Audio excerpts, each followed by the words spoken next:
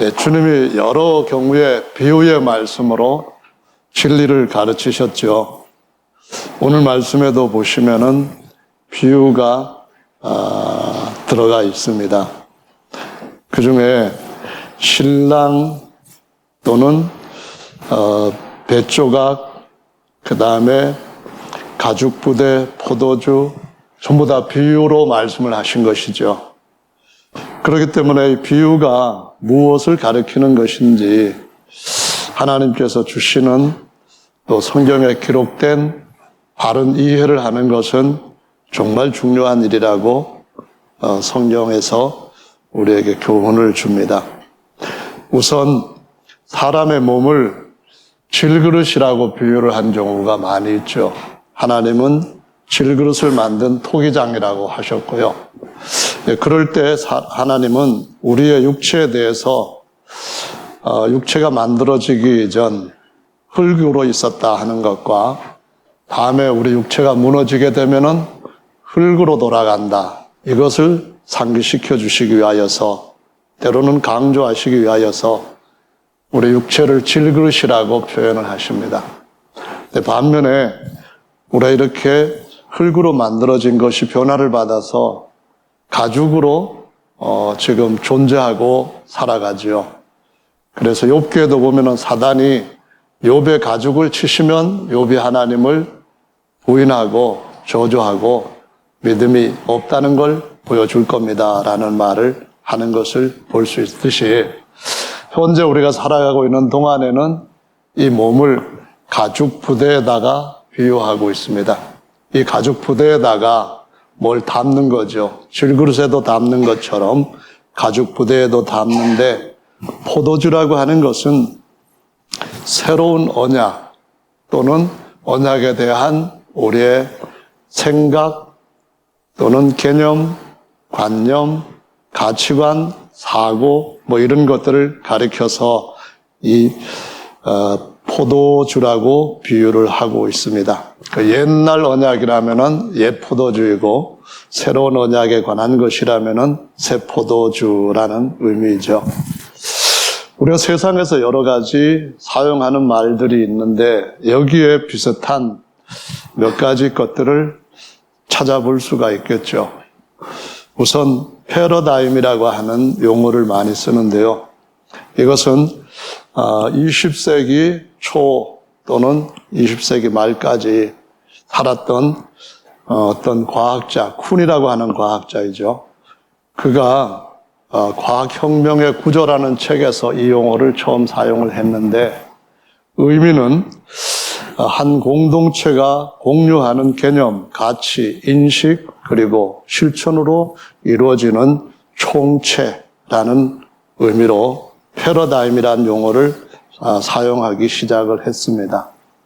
그런데 이 패러다임을 통하여서 공동체는 바라보는 그 패러다임의 시각을 가지고 어떤 것을 맞다 아니다 하고 특정하고 또 그것에 따라서 유지하고 발전시켜 나가게 되는데요. 이 패러다임이라고 하는 말이 과학혁명에만 사용되는 건 아니고 우리의 일상에도 또한 일반적으로 사용되는 것을 볼 수가 있습니다. 그래서 이럴 때에는 한 시대의 사람들의 견해나 사고를 근본적으로 규정하고 있는 테두리 안에서의 인식체계 또는 사물이나 사건 이런 것에 대한 이론적인 틀이나 체계를 가리키는 말이라고 알려져 있습니다. 그래서 이러한 패러다임을 어떤 경우에 바꾸어야 될 때가 오고 그런 환경이 주어지는데 이렇게 패러다임의 전환이라는 말을 많이 쓰게 되죠. 이런 비슷한 말을 다른 말로는 발상의 전환이다라는 말로 쓰기도 하는데요. 예를 들자면은 예전부터 내려왔던 태양이 지구를 돈다 이렇게 했던 천동설을 그게 아니고 지구가 태양을 돈다 이러한 새로운 발상 전환을 통하여서 이제는 우주관에 대한 것들이 옛날과 많이 변혁을 일으켰다 하고 할 수가 있는데요. 그런 것뿐만 아니고 또 한 가지 비슷한 것이 있다고 한다면은 고정관념이라고 할 수가 있는데요. 사람들은 살아가다 보면은 자신이 갖고 있는 것에 대한 신념을 계속 누적하게 되고, 그러므로 인하여서 그것이 전부인 것처럼 어떤 순간에는 지나친 확신을 갖게 됩니다. 그래서 어느 때인가 변화되어야 될 그러한 부족한 것이 있는데도 불구하고 변화를 요구하는 그러한 때에도 변화를 거부하고 또는 대적하는 경우도 볼 수가 있습니다. 그래서 이럴 때는 고정관념을 깨야 된다라는 말도 하고, 그것은 편견이니까 이제는 좀 더 넓게 전체적으로 보아야 된다라고 말하기도 하는데요. 그래서 이런 일들을 굉장히 우리의 삶 가운데 중요하다고 하는 실험을 어떤 미국의 대학교에서 연구 결과를 발표한 것으로 같이 정말 어떤 의미에서는 무섭기까지 하다고 하는 생각을 갖게 되는데요. 그건 뭔가 하면은 미국의 한 대학교에서 고정관념 또는 편견에 대해 가지고 사람들이 어떻게 생각하는가 하는 것을 연구를 하는데, 어떤 식으로 했는가 하면은요, 지하철에서 흑인과 백인이 같이 있다가 백인이 흑인을 이렇게 밀치는 장면을 보고 백인들은 대부분 저 사람들 장난치고 있구나 라고 생각을 한다고 합니다. 근데 반대로 흑인이 백인을 그런 밀치는 장면을 볼 때 대부분의 백인들은 흑인이 폭력을 행사하고 있다라고 인식을 하고 판단을 한다고 합니다. 그 결과 외에 또 다른 것이 있는데요. 뉴욕의 지하철에서 백인 강도가 흑인 승객의 그 돈을 위협을 해서 뺏어가지고 달아나는 강도 사건이 라디오를 통하여서 보도가 되었는데요. 이 소식이 몇 사람에게 전해지면서 과정에서 어떤 그 고정관념이 작용을 했는가 하면은, 돈을 빼앗아 달아난 강도는 흑인이었고 돈을 빼앗긴 승객은 백인이었다라고 다들 인식을 하고, 흑인에 대한 그런 편견을 여전히 아주 강하게 드러내고 있었다라고 연구 결과를 보여주고 있습니다. 그래서 이러한 일이 그런 데서만 있는 것은 아니고 우리의 신앙에 있어서도 마찬가지로 패러다임을 전환을 해야 될 때가 있고, 발상이 바뀌어야 될 때가 있고, 또 어떤 그릇된 편견 또는 고정관념은 깨뜨리고 새롭게 정립을 해야 될 필요가 있다라는 거죠. 우리가 코로나 사태 이전과 코로나 이후에 세상은 많이 달라질 것이다 라고들 얘기를 하죠.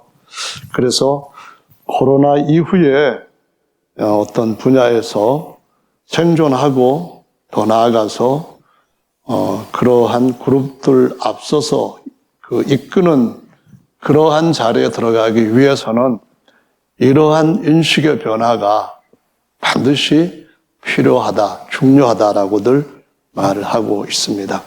그래서 우리가 오늘 본문을 통하여서 우리 신앙에 있어서도 마찬가지로 그와 같은 일들이 오랫동안 계속 여기저기에서 존재해 왔는데, 2000년 전에 예수님께서 가르치던 그런 당시에도 물론 있었을 뿐만 아니라 오늘날까지 어떤 것들은 계속 이어지고 있다고 하는 사실을 보여주고 있습니다. 성경 말씀에 보시면은 마태복음 19장 또는 마가복음 10장, 누가복음 18장에 어떤 부자 청년 관원이 예수님한테 찾아와서 선생님, 제가 영생을 얻으려면은 무엇을 해야 됩니까? 라고 질문한 내용이 나옵니다. 이 사람은 청년인 때부터 이미 부자가 되었고 다른 사람들을 지도하는 어떤 관원의 자리에 올라가 있고 공회 회원이라고 할 수도 있겠죠. 뿐만 아니라 재산도 굉장히 많이 갖게 된 그 복을 물질적으로 많이 받은 사람이었습니다. 근데 당연히 이 사람이 하나님의 말씀을 잘 지켰다고 하는 사실을 보여주고 있는데요. 예수님께서 그것을 아시면서도 일부러 다른 제자들이 듣도록 내가 영생을 얻으려면은 하나님 계명을 지켜라 라고 말씀을 하셨습니다. 그러니까 이 젊은이가 선생님 그 계명들은 제가 어려서부터 다 잘 지켰습니다 라고 대답을 하죠. 그때 예수님께서 하시는 말씀이 그 청년한테 너한테 한 가지 부족한 것이 있는데 내가 재산을 다 팔고 가난한 사람들한테 나눠준 후에 나를 따라와서 내 제자가 되라 라고 말씀을 하셨습니다. 그랬더니 이 청년이 너무 많은 재물을 갖고 있었기 때문에 그거 다 처분하기가 그렇게 쉽지 않았기 때문에 근심하면서 떠나갔다라고 기록을 하고 있습니다. 그래서 제자들한테 부자가 천국에 들어가는 것은 약대가 바늘구멍으로 빠져들어가는 것보다도 더 어렵다 이런 말씀을 하셨는데 이 말씀을 듣고 제자들이 깜짝 놀라서 그럼 부자는 하나도 천국에 못 가겠네요. 약대가 어떻게 좁은 바늘구멍으로 빠져나갈 수 있습니까? 이렇게 놀라서 질문을 드렸을 때 예수님이 하신 말씀이 사람으로서는 할 수 없지만은 하나님으로서는 부자도 다 천국 간다 라고 말씀하신 것을 마태복음, 마가복음, 누가복음 모든 곳에서 똑같이 기록하고 있는 것을 볼 수가 있습니다. 그래서 이 부자가 예수님한테 와서 부자였기 때문에 떠나갔다 하는 것 때문에 많은 사람들이 편견을 갖게 되고 특히 부자가 안 되는 것을 하나님의 말씀대로 사는 것처럼 오해하는 경우도 적지 않아 있다는 것을 보여주고 있습니다. 우리가 우리 힘으로 산다면 잘 사는 것이 아니죠. 하나님의 힘을 따라서 사는 것은 잘 사는 겁니다. 하나님의 힘을 따라서 부자가 부모한테서도 유산을 받았겠지만은 그것을 잘 관리하고 또 말씀을 잘 지켰기 때문에 그것들을 그렇게 복을 누리면서 청년기를 보내고 있었을 겁니다. 근데 주님께서 그에게 주셨던 그런 은혜를 이 부자가 어느 시점에 가서는 알아야 할 만큼 인식하지 못한 것은 사실인 것 같습니다. 무슨 얘기냐 하면은 부자가 말씀을 잘 지켰다는 것은 내게 있는 모든 것이 하나님께로부터 온 것이고 그래서 나는 하나님 앞에 성경 말씀을 따라 또는 십계명을 따라 11조도 드리고 감사의물도 드리고 어려서부터 쭉 그래왔다는 거거든요. 그렇다면 그 다음도 마찬가지로 부자가 새로운 패러다임을 가져야 될 때는 그런 쪽으로 마음을 열어야 되는데 그 부분이 아직까지 하나님의 은혜 안으로 들어오지 못한 상태에서 멈추고 있다는 겁니다. 언젠가는 하나님 앞으로 가까이 나올 수도 있겠지만은 요 시기에서만큼은 아직 예수님의 말씀을 전적으로 이해하고 따르지는 못했던 것을 볼 수가 있습니다. 유대인들은 이런 성경 말씀을 통하여서 특히 중세시대 때 유럽인들한테 엄청나게 많은 욕을 먹었어요. 수전노라고 해갖고 돈만 아는 그런 무슨 뭐라고 하나요? 하여간 굉장히 욕심 많은 돼지들로 이렇게 편견에 시달리게 되었고 또 독일에 의해 가지고 유대인들은 몇백만 명이 비참하게 죽음을 당하는 그런 사람들로 자리를 잡게 되기도 했었습니다. 그런데 사실은 그것은 많이 왜곡된 것이었죠.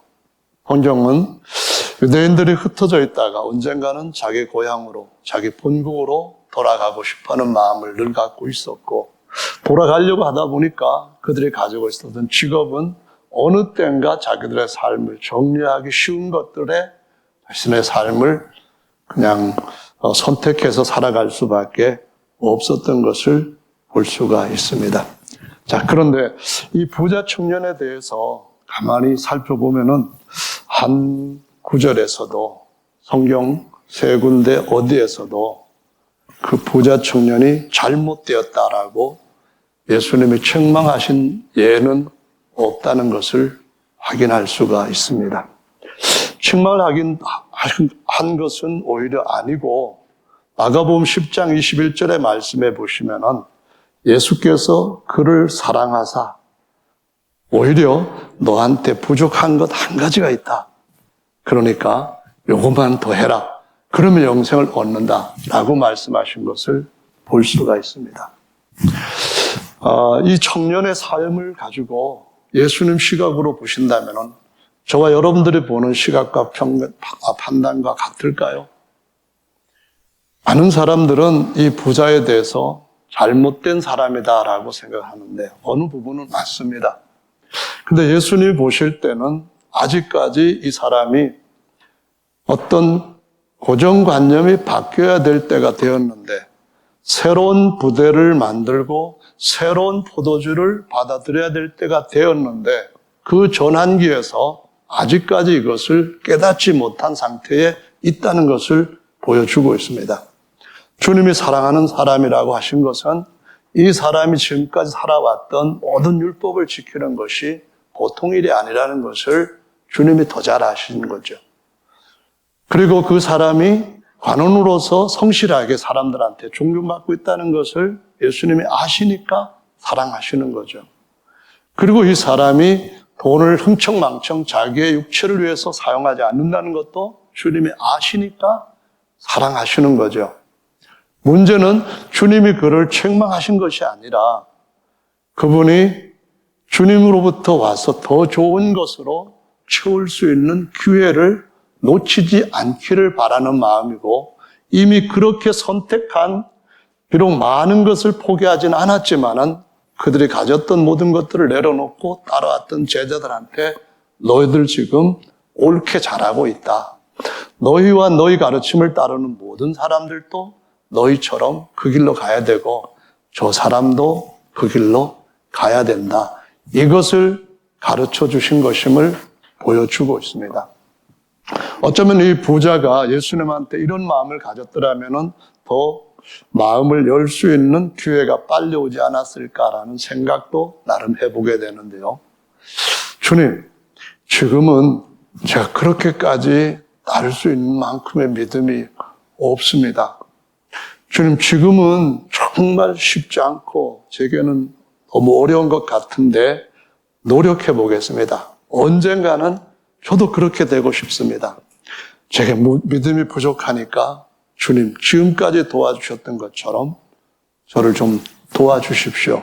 이렇게 했더라면 아마 이 사람은 언젠가는 예수님께서 주시는 새로운 가죽부대와 새로운 포도주를 받을 수 있는 자리에 들어갔을 것이라는 겁니다.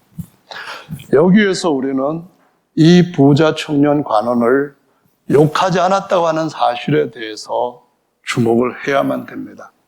주님이 이 땅에 오신 목적은 사람들에게 새로운 것을 바꾸어서 받아들일 수 있도록 더 좋은 것을 누리게 하기 위해서 오신 것이지 더 좋은 것이 있는데 너 왜 그렇게 하느냐 하면서 책망하고 정죄하기 위해서 오신 것이 아니라는 사실입니다.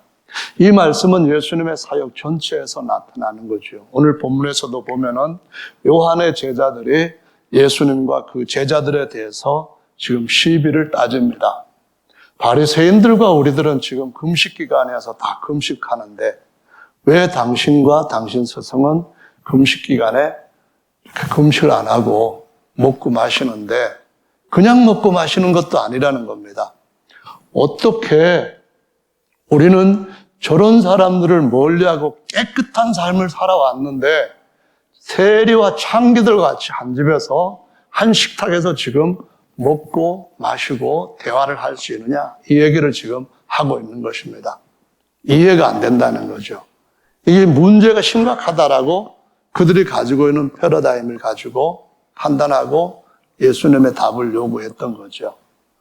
그래서 예수님께서 그렇게 했던 것처럼 우리들도 그와 같이 어떤 우리가 가지고 있는 또 다른 패러다임이 바뀌어야 될 필요가 있다는 것을 저는 말씀을 통하여서 쭉 살펴보려고 하는데요. 마태복음 23장 23절에 기록된 말씀에 보시면은 예수님이 책망한 사람들이 있습니다. 이 사람들은 바로 서기관들, 율법사들이죠. 그리고 바리새인들입니다. 그들이 박하와 회향과 근체에 관한 11조를 드리는데 그럼에도 불구하고 율법에 더 중한 바 의와 인과 신은 버렸다라는 말씀을 하십니다. 지금 주님께서 그들을 책망하고 있는데 책망한 이유는 참된 것이 있는데 잘못된 것, 부족한 것 가지고 계속 너희가 그러니까 무조건 너희들은 잘못됐다.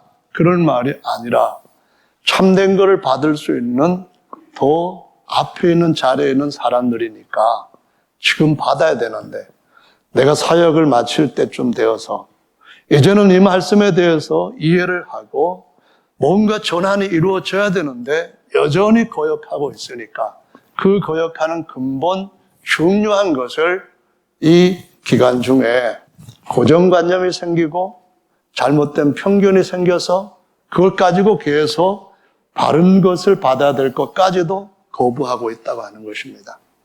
여기에서 의라고 하는 것은 옳은 판단이라고 하는 헬라적 의미가 있습니다. 공정, 법령, 소송, 판결 그런 의미에 있는 것과 같은 것인데요. 거기에다가 그 의에다가 그 인이라고 할 때는 인자하심을 의미하는 겁니다. 긍휼력이고 자비를 베푸는 이런 것에 대해서 하는 거죠. 하나님이 나한테 은혜를 베풀어 주셨다. 나를 긍휼히 여기셨고 내게 자비롭게 대해주셨다. 이것을 자기들은 알고 그것이 하나님께서 우리에게 주시는 선한 선물이라고 하는 것을 가르칩니다.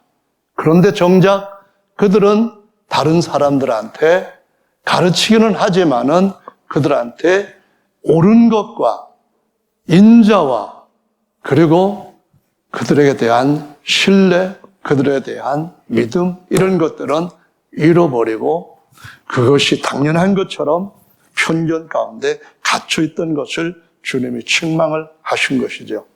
그래서 오늘날도 우리는 주님 앞에서 정말 우리가 생각하는 어떤 것에서 주님 생각으로 새롭게 포도주를 집어넣어야 될 어떤 것이 있는지를 찾아보고 이것을 집어넣어야만 주님께서 세우신 교회로서 우리가 점점 더 잘 성장해 갈 수 있을 것이라고 생각을 합니다. 누가복음 18장의 말씀에 보시면 1절부터 8절에 그 하나님 앞에 간절히 하는 기도, 강청하는 기도에 대해서 비유로 말씀하셨는데 과부와 불의한 재판관 이야기를 하셨습니다. 그러고 난 뒤에 9절부터 주님께서 14절까지 또 하나의 기도를 예로 말씀하시면서 가르치셨습니다. 거기 보면 성전에 기도하러 바리새인과 세리가 올라갔다라고 말씀을 합니다. 이제 바리새인이 주님 앞에 기도하는데 세리와 멀찍이 떨어져서 기도한다라고 성경에 기록을 하고 있습니다. 그 기도 내용을 보니까 나는 다른 사람들, 곧 토색하는 사람, 불의 간음하는 사람들과 같지 아니하고 저 세리와도 같지 아니함을 감사하나이다. 이렇게 기도를 합니다. 그리고 하루에 일회에 2번씩 금식하고 소득의 11조도 드립니다라고 기도를 했다고 기록하고 있습니다. 근데 세리는 멀리 서서 감히 눈을 들어 하늘을 우러러보지도 못하고 가슴을 쾅쾅 치면서 하나님 불쌍히 여기시옵소서 나는 죄인이로소이다라고 했다고 했습니다. 근데 기도를 마치고 내려갈 때에 두 사람 중에 누가 의롭다함을 받았느냐 했을 때 바리새인이 받은 것이 아니라 세리가 받았다라고 말씀을 합니다. 그래서 어떤 사람들은 심지어 어떻게 하는가 하면은 매일 죄 짓고 매일 하나님 앞에 나와서 죄 지을 때마다 주여 저는 죄인입니다. 불쌍히 여주시옵소서. 이 기도가 하나님이 정말 기쁘시게 받으시는 기도인 줄로 엄청 착각하고 있습니다. 사실은 주님께서 이러한 기도를 일평생 듣는다면은 지겨워가지고 야 성전 문 닫아라 그렇게 하실 것이라고 말라기에서나 이사야서에서 분명하게 말씀하십니다. 어느 때과 삶이 변화될 것에 대해서 주님은 기대를 하십니다. 왜냐하면 그런 신의가 모든 사람들에게 하나님께서 열고 있기 때문에, 그분의 가슴에서는 그게 있기 때문입니다. 주님은 모든 사람들이 구원받을 수 있는 그분의 자비를 느끼고 그의 인자하심 앞으로 나올 수 있을 것이라고 하는 인애가 있으시기 때문에 모든 사람에게 마음을 열고 기다리고 계시는 분이십니다. 그런데 이 바리새인이 하나님 앞에 했던 것은 칭찬받을 것들이 정말 많은데도 불구하고 한 가지 의와 신과 그리고 인을 잃어버렸을 때에 그것이 더 근본적인 것 아니냐, 그것이 처음에 너한테 있었기 때문에 여기까지 온 것 아니냐, 네가 저 바리새인과 같지 않고 토색하거나 간음하는 자와 같지 않은 이유는 내가 너에게 인자를 더하였기 때문이 아니냐, 내가 나한테 은혜를 받고 지금까지 그 은혜 속에서 말씀을 순종해 온 것 아니냐, 잘했다, 그거 정말 지금까지 잘했다. 그렇다면은 내가 그런 것처럼 저 세리한테라도 내가 받은 그 은혜에 대해서 얼마만큼이라도 줄 수 있도록 하는 인자심을 갖는 마음이 당연한 것 아니냐? 이것이 율법이 가르치는 하나님을 사랑하는 사람이 이웃을 사랑하라고 하는 말씀 안에서 주님의 교훈으로 잘 생각해 보면은 깨달아지는 것이 아니냐, 그 말씀을 하시는 겁니다. 그래서 기도를 하려면은 이 바리새인은 이렇게 기도하는 것이 오히려 주님 앞에서 이 세리보다도 엄청난 칭찬을 받고 내려갔을 거예요. 패러다임이 바뀌었을 때는 율법의 의보다는 하나님께서 의로우신 것처럼 하나님의 의를 예수 그리스도를 통한 인자와 은혜를 통해 주신다는 겁니다. 그러면은 그와 같이 바뀌어질 때를 계속 예고했던 말씀을 알아왔던 바리새인들, 서기관들은 당연히 기도하러 올라갔을 때 이렇게 해야 됩니다. 하나님, 지금까지 은혜를 베풀어 주셔서 말씀 안에 머물고 믿음으로 하나님을 공경하게 해주신 것 감사합니다. 그런데 하나님, 제가 이렇게 많은 은혜를 받았는데도 불구하고 아직 이 땅에는 제가 은혜를 받은 만큼의 10분의 1도 나눠주지 못한 은혜가 필요한 사람들이 너무 많습니다. 힘들어서 지쳐서 쓰러지고 어쩔 수 없이 여전히 몸파는 여자들도 있습니다. 어쩔 수 없이 로마에 붙어가지고 가족 살리기 위해 가지고 온갖 수모를 다 겪으면서도 죽지 못해 사는 사람들 있습니다.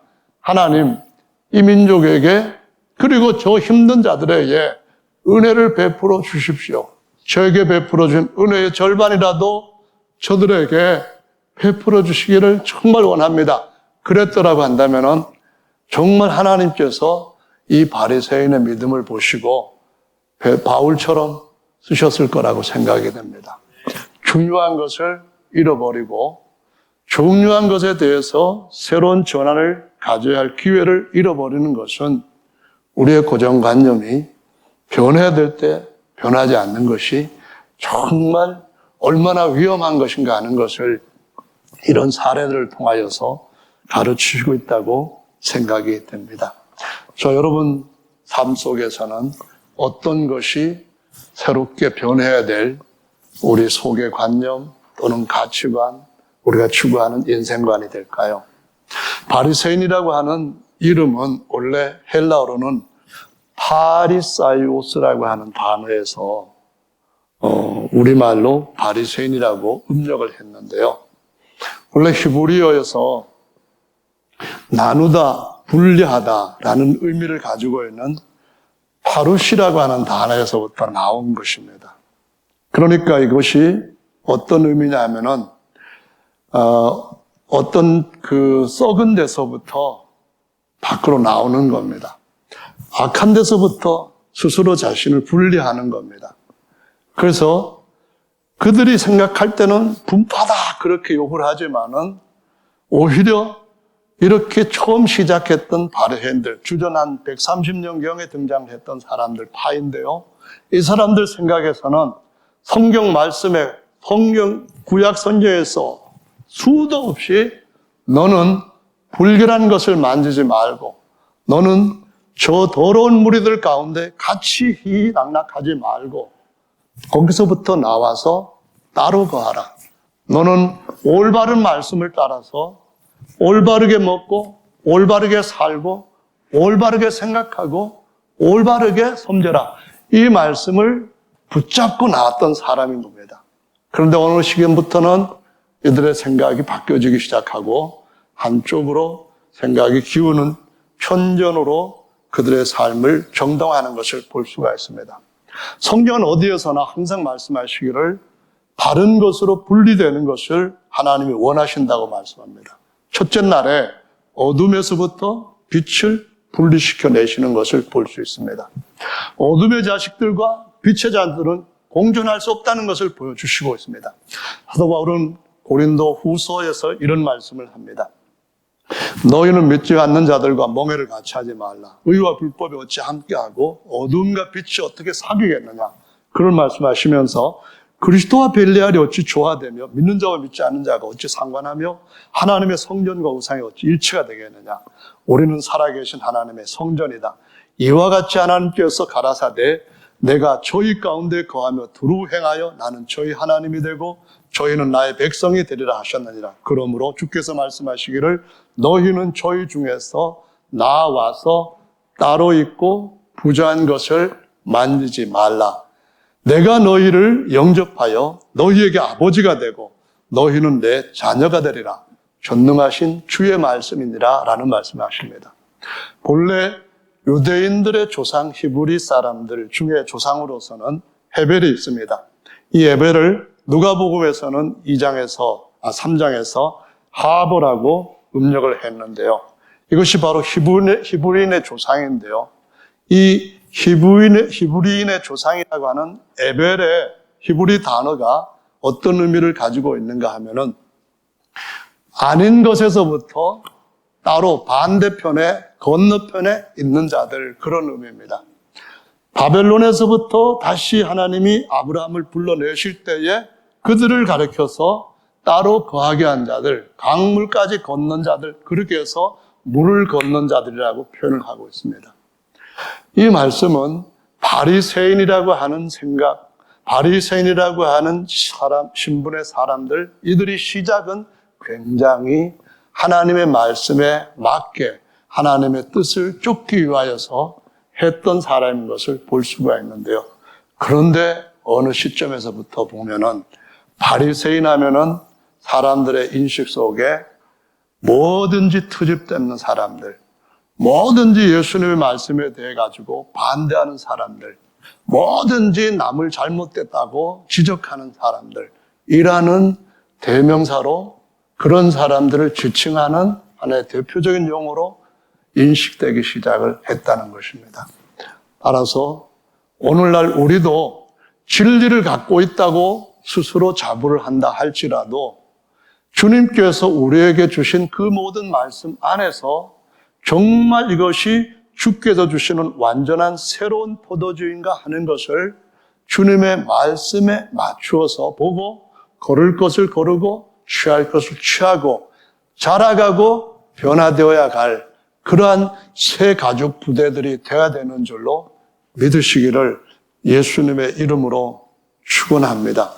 그러기 위해서는 우리는 어떤 것에서부터는 분리될 수밖에 없습니다. 거룩이라고 하는 것은 두 가지의 의미를 함축하고 있어요. 하나는 아닌 데서부터 분리입니다. 또 하나는 영원하고 참된 대로 더 가까이 더 완전하게 연합이라고 하는 의미를 가지고 있다라는 것이죠. 그래서 주님 앞에서 우리가 바리새인의 정신을 갖는 것은 옳습니다. 주님께서 보실 때 칭찬하시는 것이 맞습니다. 이런 것도 헌신하고 저런 것에 대해서도 희생적으로 봉사하고 다 잘한다. 그럴 때에 우리 모두는 그 잘하는 것에 대해서 진심으로 시기하는 마음 없이 잘한다고 그들에게 대해서 칭찬할 수 있어야 됩니다.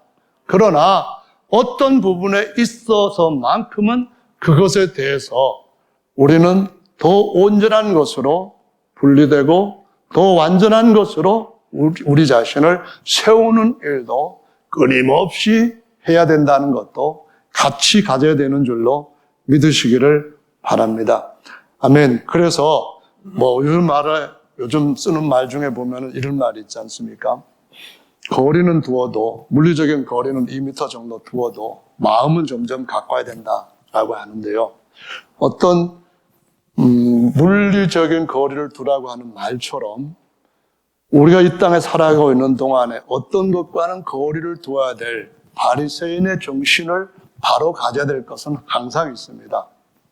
그런데 또 한 가지는 마음을 가까이 둬야 된다고 하는 말처럼 그 사람에 대하여서 그가 했던 선한 일에 대하여서 인정하고 칭찬하고 그의 부족한 것을 내가 가지고 있다고 한다면은 그것을 내가 희생을 감내해야 된다면은 할지라도 줄 수 있는 삶을 살도록 해야 된다는 것입니다.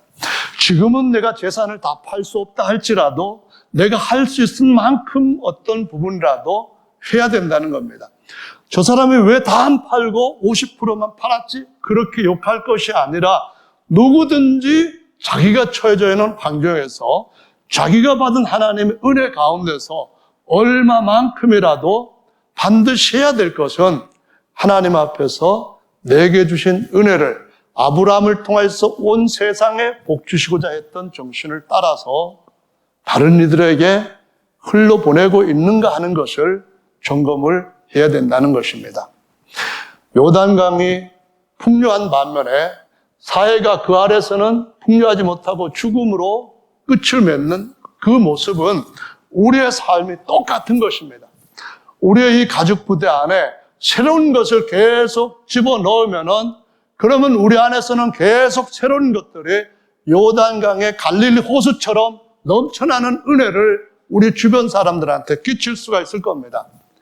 이것은 주님께서 우리에게 미리 보여주셨던 삶을 성공적으로 칭찬받고 상받을 만한 삶으로 살 수 있는 아주 멋진 값진 길입니다.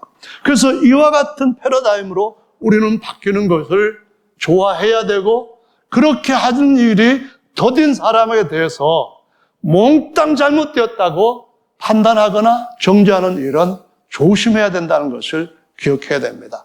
예수님이 하시는 일은 그분은 전능자이시고 판단자이시니까 얼마든지 고난이 있으신 일이지만은 오직 우리가 해야 될 일은 누가 어떤 일을 하는 일에 있어서 뭔가 우리가 알고 있는 기준이나 우리가 성경에서 찾아서 가지고 있는 어떤 주고 싶은 줄만한 것들과 다르다고 해서 부족하다고 해서 그들을 정죄하는 그런 대상으로 볼 것이 아니라 세워야 될 대상, 우리 안에서부터 흘러나가서 채워져야 될 대상, 그것으로 알고 나는 지금 주님 앞에서 어떻게 마음을 갖고 성전에 나가는가 하는 것을 제고해야 될 필요가 있는 줄로 압니다.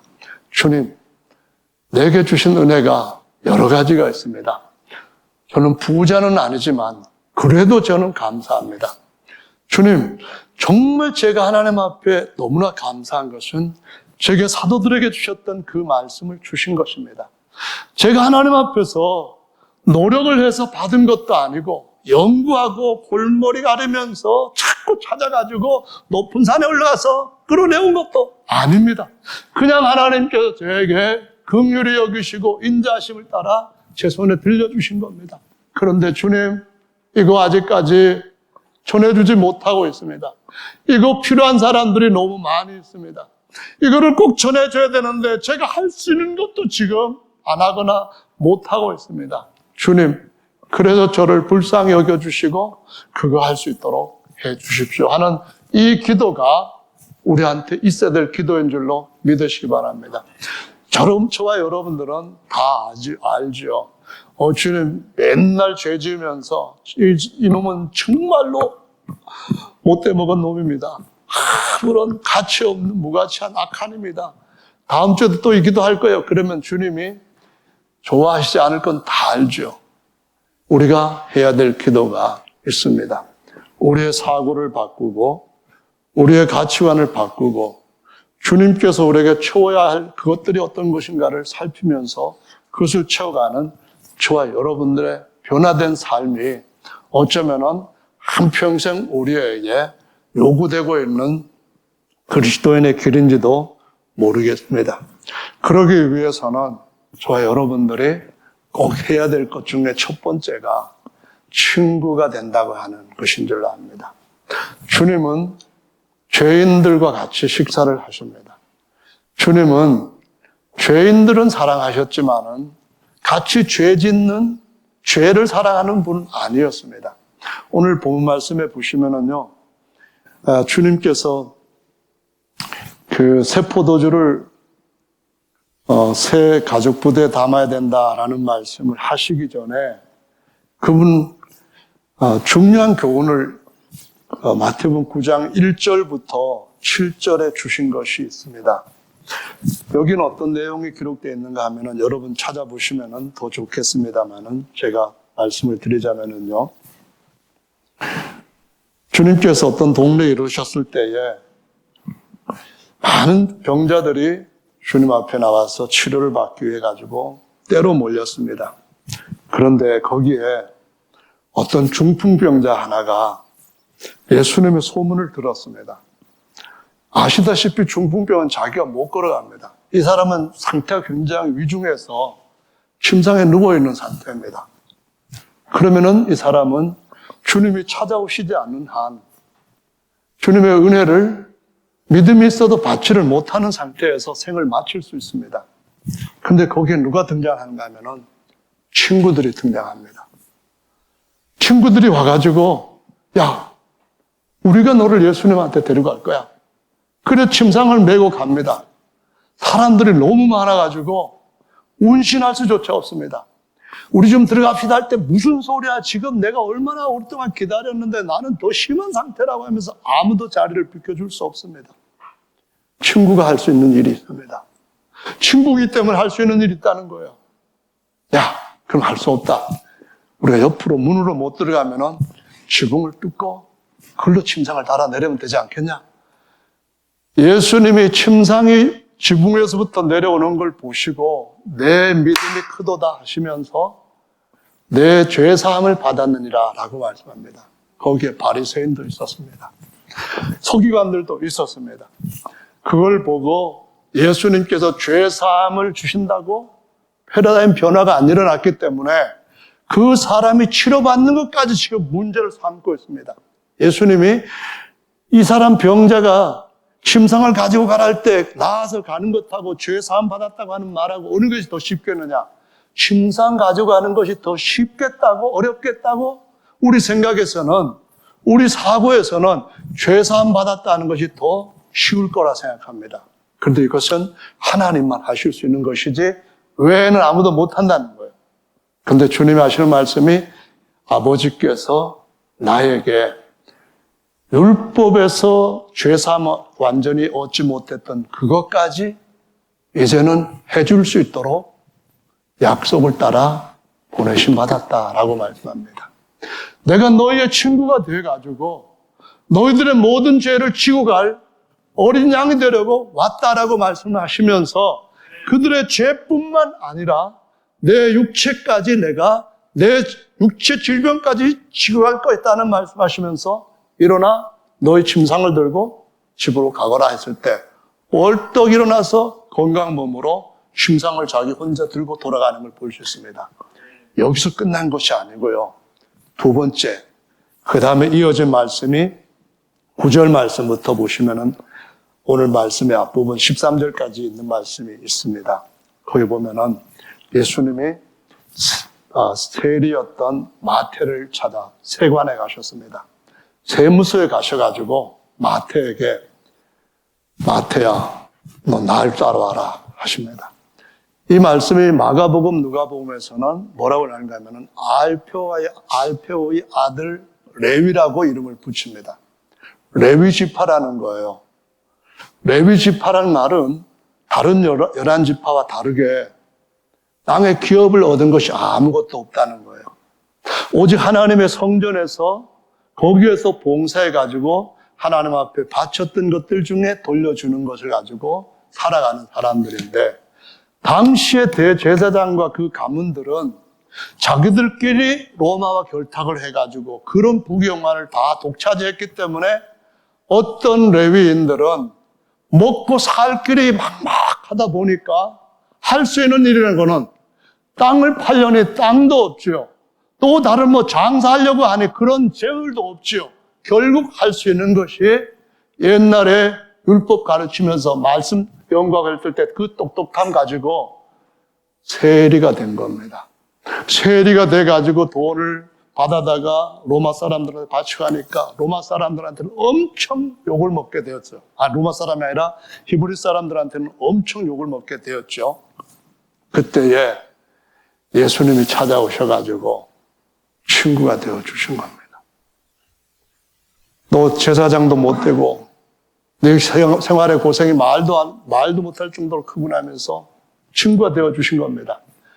그랬더니 우리 집으로 가서 식사 좀 하십시다 했는데, 아니 식사하러 그 집에 마태 집에 가봤더니 그때 많은 세리와 죄인들이 와서, 성경 구절에 이렇게 기록되어 있는 걸 보고 깜짝 놀라지 않을 수 없습니다. 많은 세리들과 죄인들이 여기에 같이 와가지고 식사를 하는 겁니다. 무슨 얘기입니까? 이 마태의 친구는 율법사들과 같이 놀 수가 없었습니다. 바리새인들과 같이 놀 수가 없었습니다. 왠지 모르게 그 가문에서 그는 그 시대에 너무나 소외된 삶을 살면서 힘들었습니다. 그런데 그 힘든 사정을 따라서 많은 세리들과 많은 죄인들이 같이 와가지고 친구가 되어서 이전처럼 같이 사귀었던 걸 따라가지고 같이 가는데, 거기에 서기관들과 바리새인들 같이 왔습니다. 이 사람이 선생이라면은, 이 사람이 제대로 율법을 아는 교사라고 한다면은 절대로 세리와 이 많은 죄인들과 같이 창기들도 와 있는데 같이 식사를 못할 터인데 어찌하여 이런 일이 일어날 수가 있느냐? 이것이 보통 사람이라면은 이해가 되지만은 뭔가 새롭게 참된 걸 가르친다고 하는 예수라고 하는 자가 이게 말이 되느냐 하고 지금 서기관들이 난리를 치고 붕괴를 하고 있습니다. 예수님이 그들을 책망하시는 것이 아니라 패러다임의 전환을 요구하십니다. 바리새인들한테, 서기관들한테 말씀을 하십니다. 의원들이 누구한테 찾아가느냐? 병든 사람들한테 의원들이 필요한 것 아니냐? 나는 죄인을 구원하러 온 것이지 의인을 부르러 한 것이 없다. 의인은 없나니 하나도 없다고 선장 말씀에 말씀하셨는데, 나는 모든 사람들을 치료하려고 한 의사이다. 많이 아파도 치료받아야 되고, 적게 아파도 치료받아야 되고, 죄 많이 지었어도 용서받아야 되고, 조금 지었어도 바리새인 서기관들 너희들 다 죄인인데 내가 치료해주는 의원이다. 그러면 내가 더 심한 죄, 아니 나밖에 치료할 수 없는 이 환자들을 이 의사의 마음으로 어떻게 된다는 거냐? 이 말씀을 하시니까 그때 사람들의 마음속에 어떤 변화가 일어나면은 딱 좋겠는데 고정관념에 잡혀있는 사람들은 용납이 안 됩니다. 주님 말씀하시기를 성경 말씀에 나는 인자를 원하고 제사를 원치 않는다는 말을 너희가 들었느냐? 이해하느냐? 이 말씀을 합니다. 생각해 보십시오. 수많은 제사가 어떤 사람의 죄를 완전히 없앤 적이 있느냐? 그 말입니다. 간음하다가 잡혀온 여자가 예수님한테 끌려왔을 때에 이 바리새인들 서기관들은 모세는 율법에서 이런 사람은 돌로 쳐 죽이라 했는데 당신 어쩔 겁니까? 그랬을 때 쳐 죽이면은 로마법으로 죄인 다룰 것이고, 그러지 말고 또 그냥 놔줘라 그렇게 한다면은 율법을 무시하는 하나님의 말씀에 거역하는 이단자로 몰릴 것이고, 이쪽으로도 정죄, 저쪽으로도 비난, 어느 쪽도 사람을 살려주고자 하는 그런 정신이 없는 잘못된 편견 속에 꽉 잡혀 있었을 때 주님이 하신 말씀이 무엇입니까? 제사가 중요한 것이 아니다. 제사는 내가 진다는 겁니다.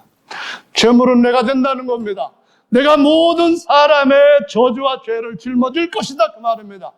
너희들은 내가 너희들에게 베푼 만큼 은혜를 다른 사람한테 주라는 겁니다. 베푼 만큼 줄 수 있는 만큼 주라는 겁니다. 조금 줬다고 해서 그 사람 정죄하지 말고 많이 줬다고 해서 그 사람이 대단한 영웅 되지 않자고 오직 찬양을 받으실 분은 은혜의 근원이신 하나님만 영광을 받게 하고 너희들은 니들이 해야 될 일을 하라는 말씀을 하시는 겁니다. 그러면서 오늘 하신 말씀이 오늘 이어진 것이 패러다임을 바꾸라는 겁니다. 구약 시대에는 율법 자체가 원래 정죄법이었습니다. 거기에 연구하고 빠지고 그 실천에 몰두하고 열심을 품으면은 잘못됐다고 보이는 그 기준 안에서는 그냥 두면 안 됩니다. 성경에 보면은 돌로 쳐 죽여야 될 것들 정말 많이 있습니다. 이것은 일반인들 뿐만이 아니고 가늠한 여자뿐만이 아니고 레위기 말씀에 보면은 이렇게 하면은 죽는다, 이렇게 하면은 백성 중에서 끊어져 버린다, 엄청나게 많이 있습니다. 그런데 이 모든 것들을 주님이 너희들 왜 그따위로 그렇게 말씀을 지켰어? 그래야 하지 않습니다. 잘 지켰다는 거예요. 잘 지켰지만은 이제는 바꿔야 될 필요가 있다는 겁니다. 금요일날 누가복음에 대한 설교를 하셨는데요. 그 말씀에도 보시면은 가장 중요한 것이 무엇인가 하는 것을 주님께서 그 말씀 잘 깨달은 서기관, 율법사한테 가르치십니다. 뭐냐면은 선생님, 율법에서 제일 중요한 계명 뭡니까? 나오니까 하나님 사랑하고 또 이웃을 사랑하라고 하는 말씀을 예수님이 넌 어떻게 읽었느냐? 질문했을 때 척 대답을 하게끔 대답을 사람들한테 듣게 하십니다. 나 정말로 제대로 옳다, 제대로 알고 제대로 지금 율법에 대해서 파악하고 있구나. 그랬을 때 이 율법사가 또 한 가지 질문을 더 합니다. 선생님, 내 이웃을 내 몸처럼 사랑하라 하셨는데 그러면은 내 이웃이 누굽니까? 내 이웃은 지금까지는 율법사들이고 바리새인 중에 말씀 잘 지키는 사람들이고 하나님 말씀을 경외하는 참 좋은 사람들인데 이 사람들하고 제가 정말 잘 사귀었습니다. 그랬습니다. 근데 이 율법사에게 주님이 하실 말씀은 비유로 말씀합니다. 어떤 사람이 예루살렘에서 가 되셨습니다. 저와 여러분 주변에 많습니다.